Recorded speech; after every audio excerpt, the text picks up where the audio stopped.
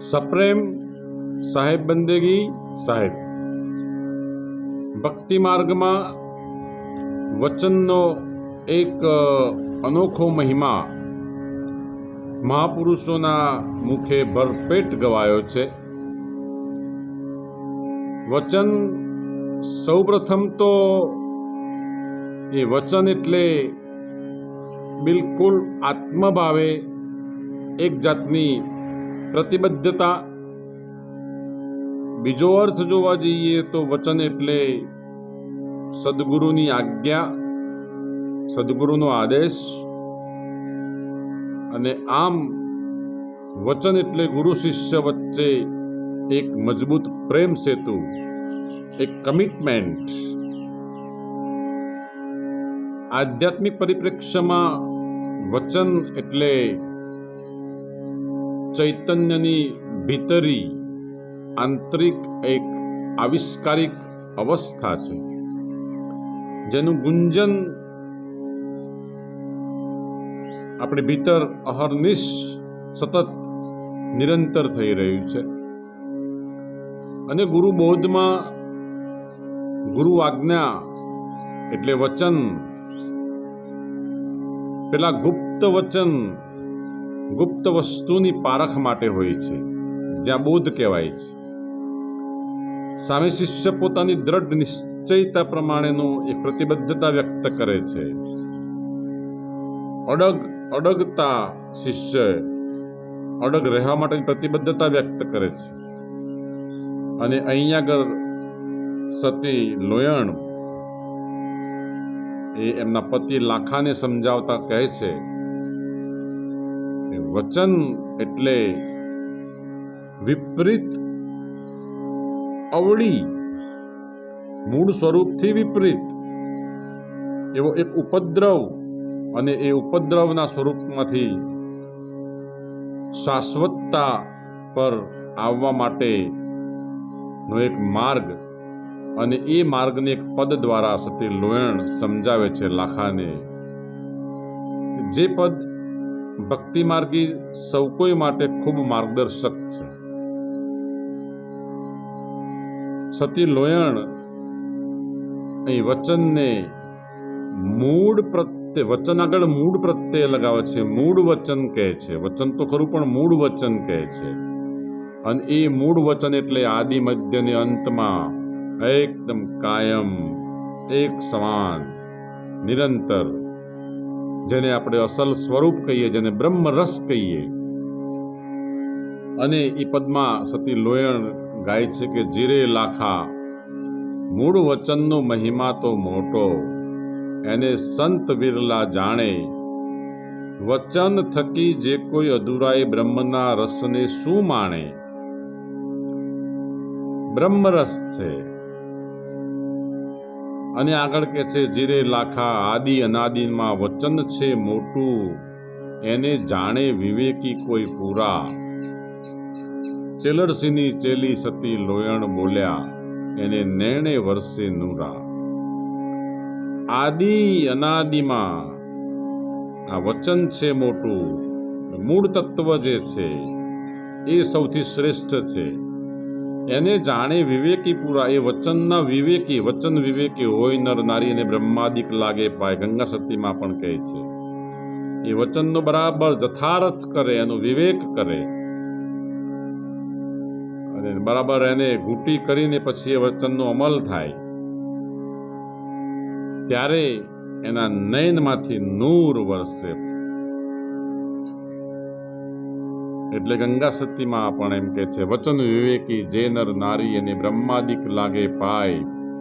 જથારથ વચનની શાન જેણે જાણી, અને કરવું પડે નહીં બીજું કાંઈ, ને ભટકવા પણ બંધ થઈ જાય છે. ગંગા સતીમાં આગળ પદમાં એમ કે છે વચનમાં સમજે એને તો મહાસુખ ઉપજે.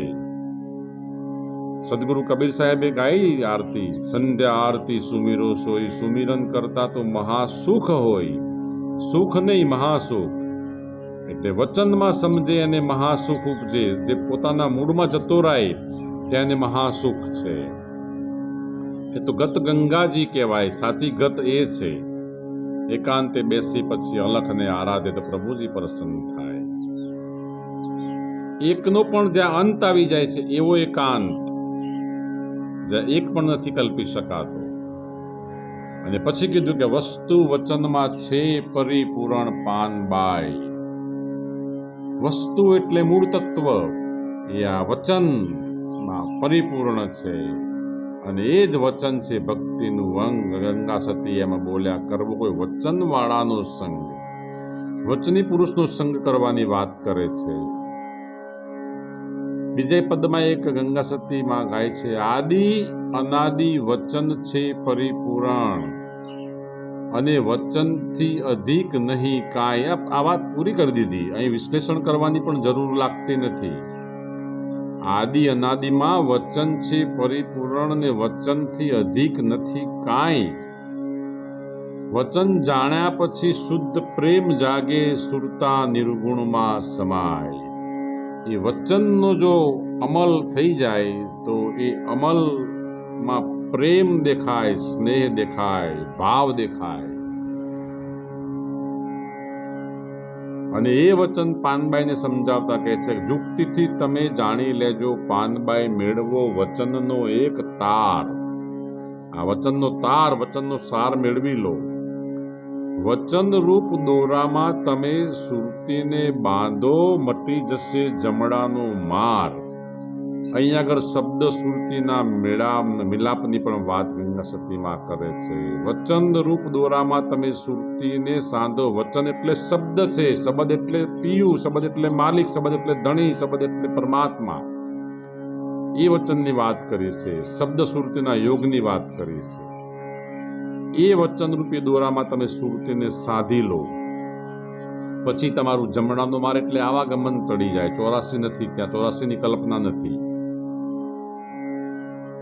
અને સતી તોરલમાં પણ આ નિજાર ધર્મની અંદર આ જ વાત કરતા જેસલ જાડેજાને સમજાવતું, જાડેજા વચન ચૂક્યા 84માં જાય, જાડેજા વચન સંભાળી વેલા જાગજો.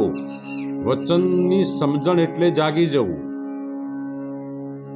રાત્રે ઊંઘમાંથી સવારે ઉઠીને બેઠા થાવ છો એ જાગવાની વાત નથી. અહર્નિશ જાગૃતિની અવસ્થાની વાત છે. વચન ચૂક્યા 84માં જાય, જાડેજા વચન સંભાળી વેલા જાગજો. વેલા એટલે સવેડા. આ શ્વાસો છૂટી જાય એ પહેલા જાગી જવાની વાત કરી છે. અને ભવાનીદાસ બાપા, જોધલ બાપાના શિષ્ય, એ પણ એમ કહે છે કે નહીં એને તત્વ, નહીં એને તાર. વચનમાંથી વચન બોલે બહુ કરે પ્રકાર, તમે જોજો રે આ જંત્રીનો વગાડનારો કોણ છે.